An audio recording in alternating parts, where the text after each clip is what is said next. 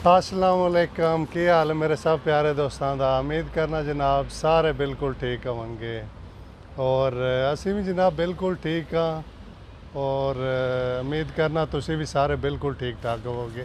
याद है जनाब तुहानू मैं कहा सी कि मेरे दोस्त ने उन्होंने 4 दिन के अंदर स्वीडन के पेपर मिले ने और मैं कहा सी कि वीडियो भी बनावांगा और यह जनाब मेरे दोस्त ने उन्होंने वाकई 4 दिन के अंदर पेपर मिले ने तो यकीन करो एक किस्मत की गल है। हर बंदे का अपना लक होंदा है। इन्हां दा नाम जनाब ताहिर महमूद है जी। भाईजान की हाल है जी जनाब, सब तो पहले मेरी तरफ से तमाम सारे अस्सलाम वालेकुम तमाम दोस्तों को। तुझ पंजाबी च गल करो बेशक ना। हाँ तमाम दोस्तों मेरी तरफ से सब तो पहले अस्सलाम वालेकुम। तो जी जनाब इसी तरह गल है कि मैं इतने आया सा स्वीडन तो मैं तो पहले आया इस वजह से मैं चलो देखसा जाके उत्थे के सूरत हाल है।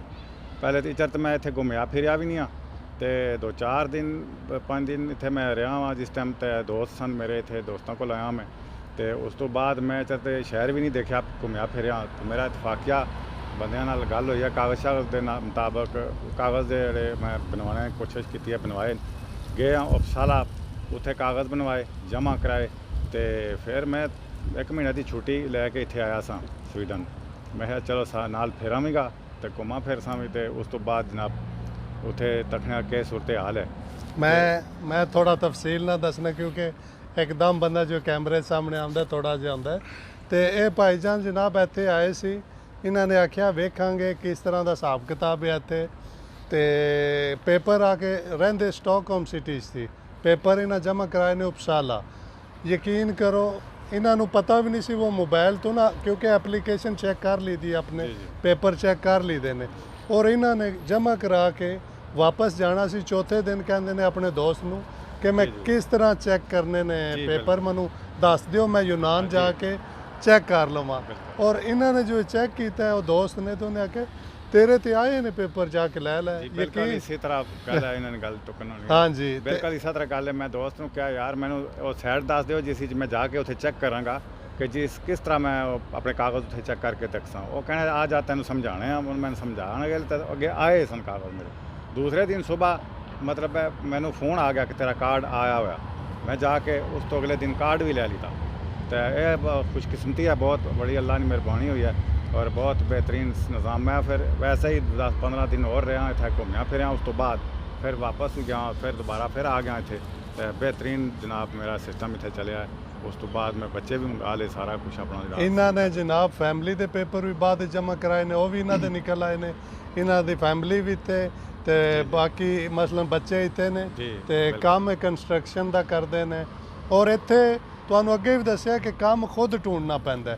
ਇਹਨਾਂ ਨੇ ਵੀ ਖੁਦ ਢੂੰਡਿਆ ਸੀ ਇਹ ਨਹੀਂ ਵਾ ਕਿ ਮੈਂ ਇਹਨਾਂ ਨੂੰ ਲਵਾਇਆ ਸੀ। ਕੁਝ ਦੋਸਤ ਆਖਦੇ ਨੇ ਕਿ ਉਹ ਤੋਂ ਯਾਰ ਪਤਾ ਕਰੀ ਇਹ ਕਰੀ ਇੱਥੇ ਬੰਦਾ ਮੌਜੂਦ ਹੋਵੇ ਉਹ ਖੁਦ ਸਾਰਾ ਕੁਝ ਕਰਦਾ ਹੈ। ਇੱਥੇ ਬੰਦਾ ਖੁਦ ਆਪੂ ਹਾਜ਼ਰ ਹੁੰਦਾ ਆਪੂ ਚੱਲਦਾ ਫਿਰਦਾ ਮਾਹੌਲ ਦੇਖਦਾ ਉਹਨੂੰ ਪਤਾ ਚੱਲਦਾ। ਉਸ ਤੋਂ ਬਾਅਦ ਬੰਦੇ ਨਾਲ ਕੋਈ ਸਰਕਲ ਬਣ ਕੇ ਤੇ ਉਸ ਦਾ ਸਿਸਟਮ ਬਣਨਾ ਹੈ ਤੇ ਫਿਰ ਕੋਈ ਕੰਮ ਲੱਭਦਾ ਮਿਲਦਾ ਤੇ ਉਸ ਤੋਂ ਬਾਅਦ ਆਪਣਾ ਕੰਮ ਕਰਦਾ ਬੰਦਾ। जी जी तो इसी तरह एक निज़ाम आत कम भी बंदा इतने रहे हाज़र रहे तो फिर कम शम मिल जाता उसके बाकी भी कम हो जाते। 2-3 महीने जड़े ने ना स्टार्टिंग वो मुश्किल होंदी है बाद अल्लाह खैर करता सब कुछ औखे हो जाता। तो अगे भी मैं जनाब तुहाडे नाल गल कीती सी कि मैं खुद 3 महीने जलील ख्वार हो गया कि रात नूं नींदर तक नहीं आती व टाइमिंग खराब हो गई सी। तो इस वास्ते ऐ शह तो नहीं घबराना सिर्फ 2-3 महीने तुसीं औखे सौखे कढो ਤੇ ਰੱਬ ਤੁਹਾਡਾ ਜਨਾਬ ਵਸੀਲਾ ਬਣਾ ਦਿੰਦਾ। ਕਿਉਂ ਜੀ ਇੰਜੇ ਗੱਲ ਹੈ ਐਸਾ ਤਰ੍ਹਾਂ ਹੈ ਜੀ ਕਿਸਮਤ ਦੀ ਗੱਲ ਹੈ ਜਿਸ ਇਨਸਾਨ ਨਾਲ ਜਿੱਥੇ ਜੋ ਨਸੀਬ ਲਿਖਿਆ ਉਸ ਜੀ ਜੀ ਬਿਲਕੁਲ ਹੁਣ ਆਏ ਸੀ ਇੱਥੇ ਸਿਰਫ ਵੇਖਣ ਆਏ ਸੀ। ਹੁਣ ਇਹਨਾਂ ਦੀ ਕਿਸਮਤ ਵੇਖੋ ਪਹਿਲਾ ਬੰਦਾ ਸਵੀਡਨ ਵਿੱਚ ਜਿਹਨੂੰ 4 ਦਿਨ ਦੇ ਅੰਦਰ ਸਵੀਡਨ ਦੇ ਪੇਪਰ ਮਿਲੇ ਨੇ ਮੈਨੂੰ ਹਾਲਾਂਕਿ 7-8 ਮਹੀਨੇ ਲੱਗ ਗਏ। ਮੈਂ ਖੁਦ ਇਹ ਨਹੀਂ ਜ਼ਿਆਦਾ ਤੋਂ ਜ਼ਿਆਦਾ 3 ਮਹੀਨੇ 2 ਮਹੀਨੇ ਲੱਗੇ ਨੇ ਆਵਾਮ ਨੂੰ ਔਰ ਇਹ ਪਹਿਲਾ ਬੰਦਾ ਯਕੀਨ ਕਰੋ ਜਿਹਨੂੰ 4 ਦਿਨ ਵਿੱਚ कोई चीज़ नहीं ने मंगी। हूँ तो उन्होंने बहुत ही थोड़ी सख्ती की है ना बैंक स्टेटमेंट मालक दे पे स्लिपां आखिरी 3 ओदा कॉन्ट्रैक्ट ये याद रखना है। किसी को कॉन्ट्रैक्ट मुल नहीं लेना पैसे दे के नहीं लेना यह गल ज़हन च रखनी क्योंकि ओदा कोई फायदा नहीं। तुहानू पहला आवाम ने बड़ा चक्कर चलाया पर हुण उस तरह नहीं होंदा। ਤੇ ਨਾਲੇ ਖੁਦ ਬੰਦਾ ਇੱਥੇ ਹਾਜ਼ਰ ਆਵੇ, ਆ ਕੇ ਦੇਖ ਸੁਣ ਕੇ ਆਪਣਾ ਕੰਮ ਕਰਾ ਲਵੇ ਤੇ ਬਿਲਕੁਲ। ਉਹ ਆਸਤਾ ਆਸਤਾ ਹੋ ਜਾਂਦਾ। ਇੰਜੇ ਗੱਲ ਪਹਿਲੇ ਇੱਥੇ ਰਹਿਣਾ ਪੈਣਾ, ਖੁਦ ਚੈੱਕ ਕਰਕੇ ਕਿਸੇ ਨੂੰ ਮੁਲਕ ਪਸੰਦ ਆਉਂਦਾ ਹੈ ਕਿਸੇ ਨੂੰ ਨਹੀਂ ਆਉਂਦਾ ਹੈ, ਉਹ ਵੱਖਰੀ ਗੱਲ ਹੈ। ਲੇਕਿਨ ਜਿਸ ਟਾਈਮ ਤੁਸੀਂ ਇੱਥੇ ਆ ਜਾਣਾ ਤੁਸੀਂ ਦੀ ਵਾਕਫੀ ਹੋ ਜਾਣੀ, ਸਾਰੇ ਸੇ ਕੰਮ ਆਸਤਾ ਆਸਤਾ ਹੋ ਜਾਣੇ। ਬਿਲਕੁਲ ਇੰਜੇ ਗੱਲ ਇਨਸ਼ਾਅੱਲਾ ਹੋ ਜਾਸਨ ਸਾਰੇ ਕੰਮ ਤੇ ਤੇ ਇਹ ਜਨਾਬ ਪਾਕਿਸਤਾਨ ਕਿੱਥੇ ਦੇ ਹੋ ਜੀ? ਪਾਕਿਸਤਾਨ ਰਾਵਲਪਿੰਡੀ ਜੀ। ਇਹ ਰਾਵਲਪਿੰਡੀ ਦੇ ਨੇ ਤਾਹਿਰ ਮਹਿਮੂਦ ਨਾਂ ਹੈ ਔਰ ਮੇਰੀ ਵੀ ਇੱਥੇ ਇਹਨਾਂ ਨਾਲ ਮੁਲਾਕਾਤ ਹੋਈ ਆ ਕੇ।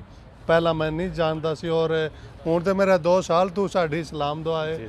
ਤੇ ਮੈਂ ਕਿਹਾ ਚਲੋ ਇੱਕ ਵੀਡੀਓ ਯਾਰ ਸ਼ੇਅਰ ਕਰ ਦਈਏ ਦੋਸਤਾਂ ਨਾਲ। ਬਿਲਕੁਲ ਜੀ। ਤੇ ਬਹੁਤ ਅੱਛਾ ਲੱਗਾ ਜਨਾਬ ਤੁਹਾਡੇ ਨਾਲ। ਬਹੁਤ ਮਿਹਰਬਾਨੀ ਜੀ तमाम ਦੋਸਤਾਂ ਨੂੰ ਮੇਰੀ ਤਰਫ अस्सलाम वालेकुम। ਤੇ ਬਹੁਤ ਅੱਛਾ ਲੱਗਾ ਜਨਾਬ ਜੀ। ਠੀਕ ਹੈ ਜਨਾਬ, ਇਨਸ਼ਾਅੱਲਾ ਨੈਕਸਟ ਮੁਲਾਕਾਤ ਹੋਗੀ। ਅੱਲਾ ਹਾਫਿਜ਼।